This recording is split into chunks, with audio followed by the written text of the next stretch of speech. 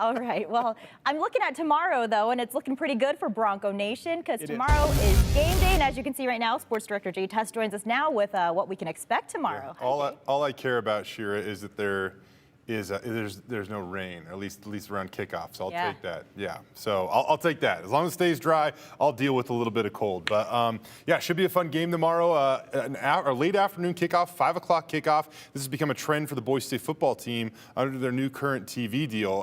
Much more favorable kickoff times. But some tough news broke yesterday in the form of one of Boise State's best defensive players is going to miss the rest of the season. A source confirmed to us that George Tarlis suffered an injury during the Air Force game. He will be out of action for the rest of the season. This is a significant loss for the Bronco defense that ranks third in the country. George led the team in tackles for loss this season with 6. He was second on the team in sacks with 4, and he was tied for 4th on the team with 31 tackles on the season. So he's a local kid, graduated from Bora High, went and played at Weber State, transferred back to Boise State for his final year of eligibility. It's so unfortunate. He has such a phenomenal story, but his career is going to get cut just a little bit short due to a season-ending injury. I was told, by the way, from a source, so that he will be back in time to train for the NFL draft, and it certainly seems like he has a future at the next level. As long as we're staying on the injury front, some good news. George Halani, well, we were able to record his presence at practice this week, and the reason why I say that is because there are some video restrictions when it comes to players that are dealing with injuries. 1, George was at practice. 2, he wasn't sporting a yellow non-contact jersey.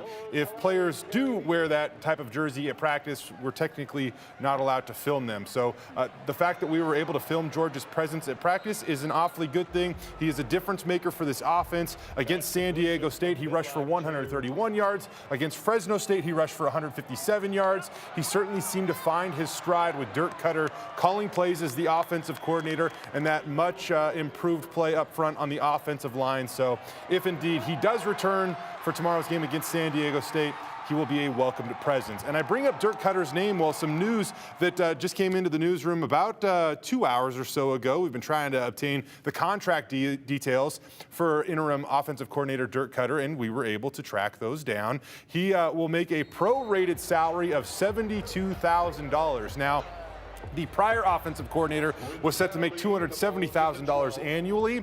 So Dirk Cutter will receive a prorated amount for that amount. And over a 14-week window, that will add up to about $72,000. Now, he does have a few athletic incentives in there, namely if they were to win the Mountain West Conference, it would mean a couple more $1,000. If they win a bowl game, you can tack on a few more $1,000. But if we're being honest here, he is doing this on the cheap for Boise State. At this point in time in his career, I don't know, I don't want to guess, but considering his path, his journey, and his longevity at the NFL, I would assume that Dirk would almost pay $72,000 just to sit back and, like, I don't know, enjoy a fall of watching college football. So either way, he's doing an incredible service to Boise State, Coach Avalos, and this offense that has really found life with him now calling plays. It should be good, though. Boise State rocking all orange prior to Halloween. What do you think? I mean, it's fitting, right? I think it's fitting. It's the time of the year. But real quick, going back, you said on the cheap. I mean, what is it typically? Typically for Boise State, even their past offensive coordinator was making less than their previous offensive coordinator. You're probably going to ballpark right around $300,000, I would say, for that position. Given the popularity of it and the fact that Andy Avalos is going to have to go out and find somebody he really likes, you might even see it go north of that. So I would assume the next guy that they hire is going to be somewhere in that range of $300,000 to $350,000. So when you say on the cheap, Yeah, Dirk is, like I said, he has said in the past that he loves Boise State, and he is proving it by doing what he's doing right now over this 14-week stretch. Well, we appreciate it. And orange on orange? Orange, all orange on the blue. My only qualm here is that last time they did this, they wore the throwback logo on the all orange, and I just think it looked better than the silver Bronco logo, but that's just me. All right. Well, I look forward to seeing it regardless tomorrow night. All right. Thanks, Jay.